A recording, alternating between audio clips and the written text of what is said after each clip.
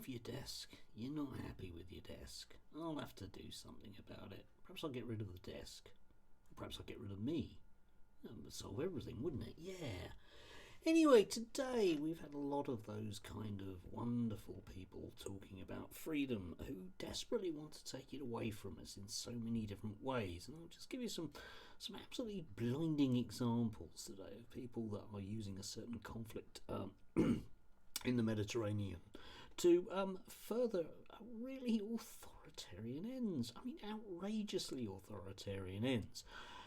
First up, I'll give you Matt Goodwin, who magically has turned himself into a pollster who's been going around asking people blindingly obvious questions and then not being at all surprised by their answers. For example, 74% of the British public say foreigners who glorify terrorists should be expelled.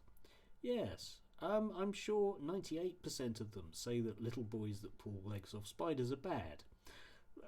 It's utterly meaningless. But this is a man who doesn't seem to know anything, for an academic anyway, who doesn't seem to know anything about polling, because he's come out with various attacks on CRT in schools, something that doesn't happen, and he's managed to cite the inevitable right-wing think tanks Don't Divide Us, which I've widely debunked, I'll leave a link below to that, to suggest some wildly authoritarian things in schools. Yes, we'll just decide what you're going to do. Having been unhappy, having asked the public what they want, having been unhappy with what the answers are, we've decided that we're simply not going to allow you any leeway to allow people to have the wrong thoughts. Yes, freedom-loving Matt, thank you. And talk of freedom-loving, we've got Toby Young, free speech absolutist, who's very, very unhappy about the fact that the Met Police last weekend didn't arrest 100,000 people on the streets of London. And I don't know, Toby, what do you reckon, mate? How exactly would you deal with 100,000 people breaking the law on the streets of the UK? Shoot them off it? You can do, mate. I'm not quite sure that's to do with freedom or indeed free speech, is it? No, probably not, eh? We have a brilliant combination of Darren Grimes reasoned and Kelly Day Keen Posey Parker. And they've actually managed to have a think about this, right? Okay, they managed to put this one up. We are in insane territory when some supposed left-wing feminists repost claims that terrorists who killed, raped and tortured innocent civilians, including torturing children in front of their parents and vice versa, treated hostages well. We see you all lit up like Lighthouse. Yes, I guess that's the band. Is it the Lighthouse Family?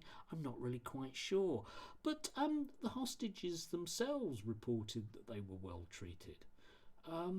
Does that make them left-wing feminists? I'm not really quite sure, and if they are left-wing feminists, does that make them bad? And if they're not left-wing feminists, is what they're saying true? Because Kelly J. Keane doesn't think that she's a feminist at all. I don't think she's a feminist either. I think she's just an authoritarian git of a grifter. And lastly, we have it brilliantly, right? Okay, Suella Braverman, you may recall she's in the government. Yes, there must be zero tolerance for anti-Semitism or glorification of terrorism on the streets of Britain. I expect the police to use the full force of the law against displays of support for Hamas, other prescribed terrorist groups, or attempts to intimidate British Jews. Yes, it's that Civitas report again, where you ask or questions.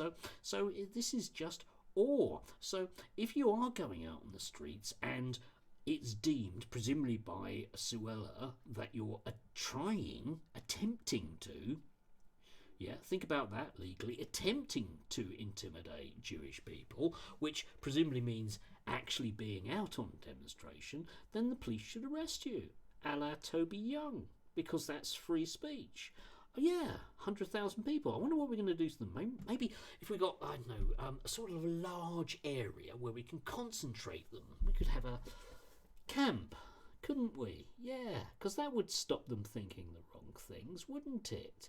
And then we could, give them an opinion poll and see what they think about things. They might well change their minds, yes, which would keep everyone, Matt in particular, and the rest of them very happy indeed.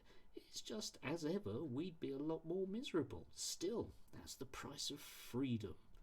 Ah, yes, freedom.